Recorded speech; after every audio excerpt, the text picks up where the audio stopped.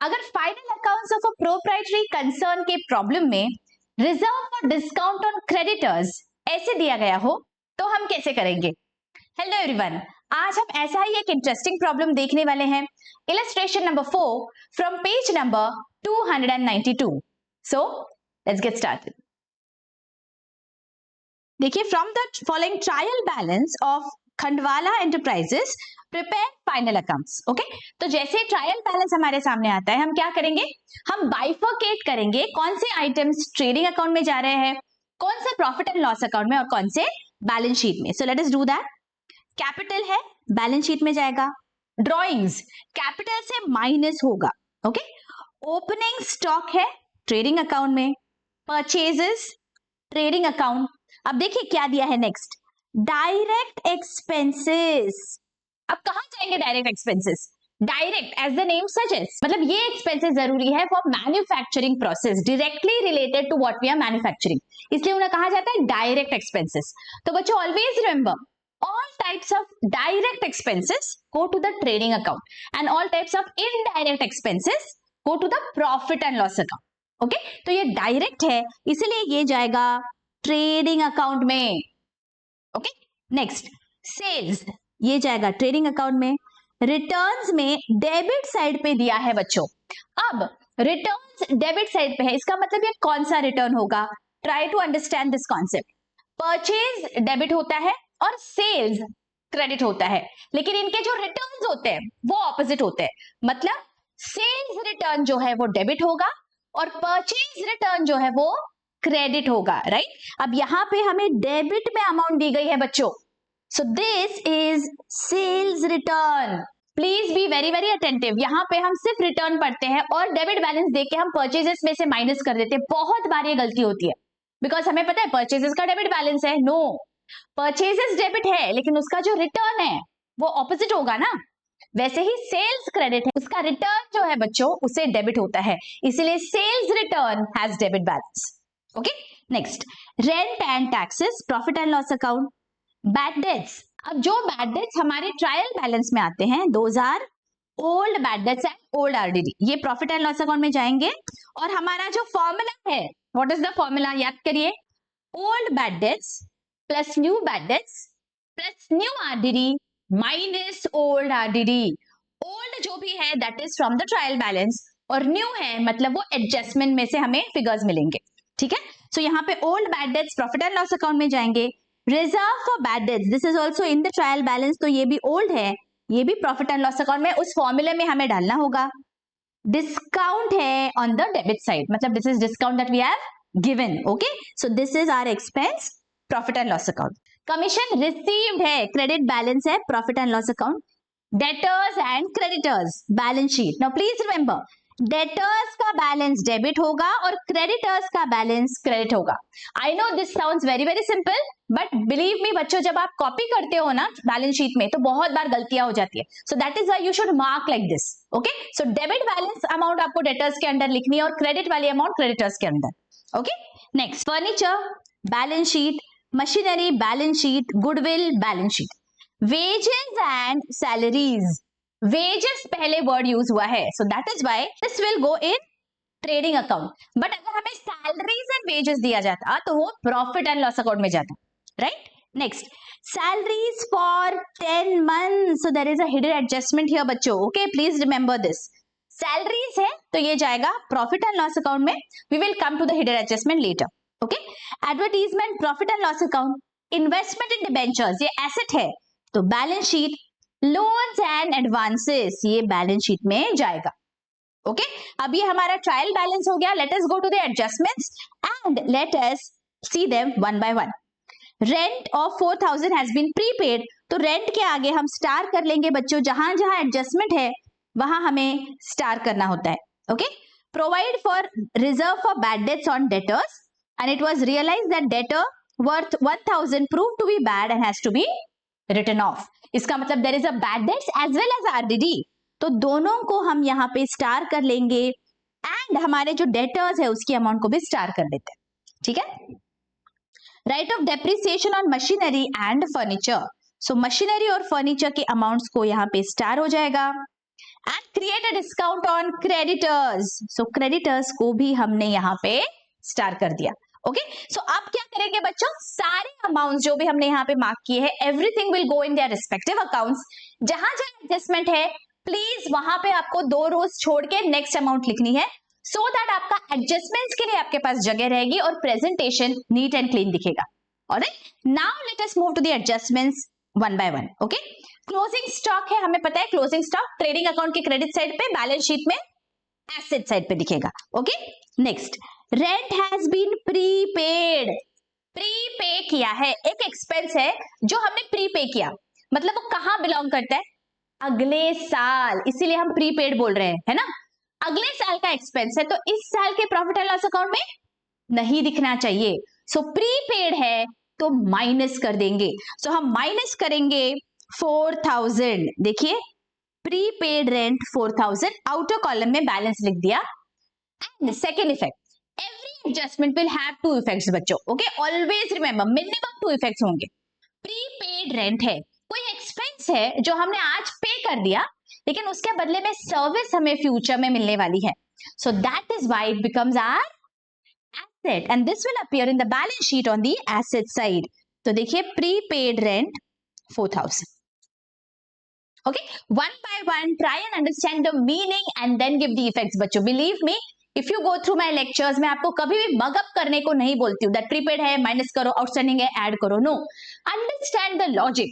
Once you understand the logic बच्चों, चाहे आपको कोई भी एडजस्टमेंट दी जाएगी आपके लिए वो बहुत आसान हो जाएगी। Believe me, please don't mug up. Accountancy ये बिल्कुल रट्टा मारने का सब्जेक्ट नहीं है, आपको अंडरस्टैंड करना है and I am here to explain all the concepts in detail. Okay आपको बस ये कॉन्सेप्ट समझ के then you have to give the effects, it will be very very easy, believe me. Alright, आगे provide 2% reserve for bad debts on debtors. Next देखो क्या दिया है, it was realised that our debtor worth 1000 prove to be bad and has to be written off. Now always remember बच्चों, all the time जब भी हमें RDD दिया जाता है, it doesn't matter कौन से सीक्वेंस में हमें एडजस्टमेंट दिए गए हैं, सीक्वेंस डज नॉट मैटर। हमें हमेशा पहले बैड डेट्स की एडजस्टमेंट करनी होती है, उसके बाद आरडीडी की एडजस्टमेंट करनी होती है। ओके तो हम सबसे पहले बैड डेट्स माइनस करेंगे हमारे डेटर्स में से। Okay even though this is given afterwards, हम पहले बैड डेट्स को माइनस करते हैं। ठीक है, ऑलवेज रिमेंबर यहाँ पे गलती होने के बहुत हाई चांसेस होते हैं, हम पहले आरडीडी दे देते हैं गलती से। No, all the time rule of thumb, पहले बैड डेट्स माइनस करो, फिर जो आपके पास बैलेंस बचता है उसमें आपको आरडीडी प्रोवाइड करना है। ठीक है, तो बैड डेट्स है तो इसके 2 इफेक्ट्स क्या आएंगे, सिंपल है, बैड डेट्स मतलब डेटर्स से माइनस होगा एंड सेकेंड इफेक्ट हमारा जो फॉर्मूला होता है प्रॉफिट एंड लॉस अकाउंट में, उसमें न्यू बैड डेट्स में ये अमाउंट जाएगी। सो 1000 हम माइनस करेंगे डेटर्स से इन द बैलेंस शीट, देखिए less bad debts 1000 and second effect हमारा जो फॉर्मूला है वहां पे ये न्यू बैड डेट्स में दिखेगा। लेट अस सी, हमारा देखो formula new bad debts 1000। Alright, इसके बाद जो बैलेंस फिगर है बच्चों, देखिए बैलेंस शीट में what is the amount that is remaining, 20,250 मेरे डेटर्स थे इन द बैलेंस शीट, मैंने माइनस किया 1000, now this is the amount that is remaining. अब इस अमाउंट पे मुझे आरडीडी प्रोवाइड करना है 2%, please be very very attentive, 2% of this amount. Okay so 19,250 का 2%, देखिए कितना आ रहा है, दिस इज 385। ये हमने माइनस किया है बच्चों, please remember on the balance amount RDD has to be calculated. Okay this is the first effect, हमने माइनस किया, बैलेंस लिख दिया आउटर कॉलम में। और second effect, this is an adjustment, so this is new RDD, तो हमारा जो formula है उसमें न्यू आरडीडी में ये फिगर आएगी 385। देखिए ओके तो देखिए old plus new bad debts plus new RDD and minus old RDD, जो फिगर आएगी वो आउटर कॉलम में आएगी। Is this very very clear बच्चों? ये फॉर्मूला बहुत बहुत बहुत इंपॉर्टेंट है, यहाँ पे गलती होने के बहुत हाई चांसेस होते हैं। I hope you all have understood this very well. Alright चलो आगे नेक्स्ट देखो क्या है, right of depreciation eight 7.5% on machinery and 15% on furniture. So machinery कितने पे दिख रही है, देखो यहाँ पे मशीनरी है 12,000 पे, तो 12,000 पे है 7.5%. Alright, and furniture पे है 15%. Furniture is how much? 6,000. So this will be 6,000 पे 15%. वर्किंग नोट में आप इस तरह से लिख लो बच्चों, ताकि कोई भी गलती होने के चांसेस नहीं होते यहाँ पे. It will hardly take some time. Okay, very very fast आप ये कर सकते हो, बट इस तरह से लिखोगे ना तो यहाँ पे गलती होने के चांसेस मिनिमाइज हो जाते हैं. ऑलराइट, एंड नाउ जो भी अमाउंट्स आएंगे वो क्या करेंगे आप? It is depreciation. So profit and loss account के डेबिट में फर्स्ट इफेक्ट आएगा, and second effect balance sheet में आपको रिस्पेक्टिव एसेट से माइनस करनी है अमाउंट. ओके, तो देखिए प्रॉफिट एंड लॉस अकाउंट में डेप्रिसिएशन है 900 ईच, एंड बैलेंस शीट में मशीनरी और फर्नीचर से माइनस होगा. Please remember to give the balance effect in the outer column as well. Okay, अब और कौन सी एडजस्टमेंट है देखो. Calculate discount on creditors 3%. मतलब जो क्रेडिटर्स है उनसे हमें शायद कुछ डिस्काउंट मिलने वाला है. सो क्या हो गया ये हमारे लिए? It is a gain. Correct. जैसे अगर डिस्काउंट हमने डेटर्स को दिया तो वो हमारा लॉस हो जाता है. इसका ठीक ऑपोजिट, अगर डिस्काउंट हमें मिल रहा है, हमारे जो क्रेडिटर्स है वो बोल रहे इतना पैसा कम दो, तो हमारा तो मुनाफा हो गया है ना. तो इसीलिए this is going to appear in the profit and loss account on the credit side. This is the first effect. And second, जो क्रेडिटर्स हमारे बैलेंस शीट में दिख रहे हैं उसमें से माइनस हो जाएगी वो amount. Alright, so this is 3%. Creditors कितने पे दिख रहे हैं देखो? 18,500. So let us calculate working note में 18,500 का 3% is a reserve for discount on creditors. तो हमने ये माइनस कर दिया यहां से, आउटर कॉलम में बैलेंस लिखा, और ये अमाउंट हमारे प्रॉफिट एंड लॉस अकाउंट में क्रेडिट साइड पे अपीयर होगी. This way. Getting it? Okay, चलो अब देखो बच्चों, सारे जो एडजस्टमेंट्स दिए थे वो हमने कर लिए हैं, लेकिन ट्रायल बैलेंस में कोई हिडन एडजस्टमेंट है. Late us see. देखिए यहां पे हमने देखा था सैलरीज फॉर 10 मंथ्स. अब हमारा जो फाइनेंशियल ईयर है ये 12 मंथ्स का होता है, लेकिन सैलरी तो हमें सिर्फ 10 मंथ्स की दी गई है यहाँ. इसका मतलब 2 महीने की सैलरी हमने यहाँ पे इफेक्ट नहीं दिया है. That is our outstanding salary. Correct. अब ये 2 महीने की सैलरी कितनी होगी? Let us see. देखिए वर्किंग नोट में हमें ये करना है बच्चों. 5,000 इज फॉर 10 मंथ्स. किस तरह लिखेंगे देखो? 5,000, this salary is for 10 months. ये हमें दिया गया है ट्रायल बैलेंस में. तो 2 मंथ्स की सैलरी कितनी है ये हमें फाइंड आउट करना है. So how are we going to do? बस क्रॉस मल्टीप्लाई करेंगे. So 5,000 multiplied by 2 upon 10. So this gives us 1,000. Okay, so this is our outstanding salary for 2 months. अब क्या करेंगे? ये हमारी सैलरी आउटस्टैंडिंग है, मतलब it belongs to this year, लेकिन हमने वो दिखाई नहीं है. इस साल का एक्सपेंस है तो इस साल के प्रॉफिट एंड लॉस अकाउंट में आना चाहिए, इसीलिए इस साल के प्रॉफिट एंड लॉस अकाउंट में हम डेबिट करेंगे. So we are going to add 1,000 and this is my expense जो मैंने पे नहीं किया, मतलब मेरा ऑब्लिगेशन है ना.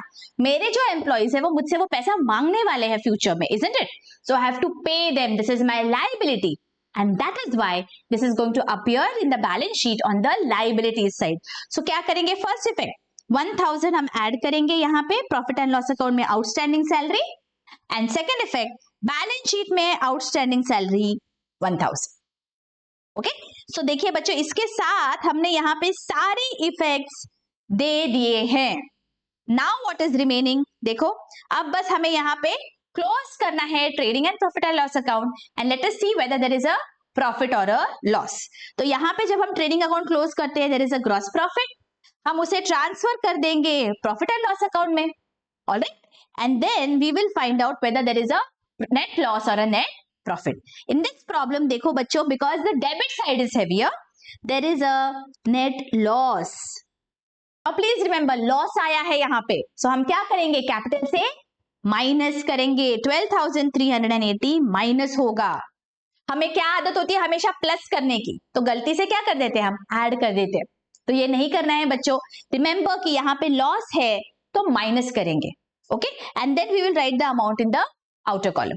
ठीक है, ये करने के बाद हमें बैलेंस शीट की टोटल लेनी है बच्चों, and if we have done everything correctly हमारा बैलेंस शीट यहाँ पे जरूर टैली हो जाएगा.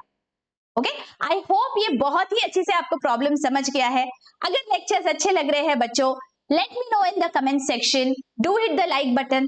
Consider hitting the super thanks button as well. और हाँ बच्चों, अकेले अकेले ये लेक्चर्स मत देखिए, आपके सारे फ्रेंड्स कलीग्स के साथ शेयर करिए जिन्हें फाइनल अकाउंट से डर लगता है। मिलती हूँ आपको नेक्स्ट लेक्चर में। Till then take care, bye bye.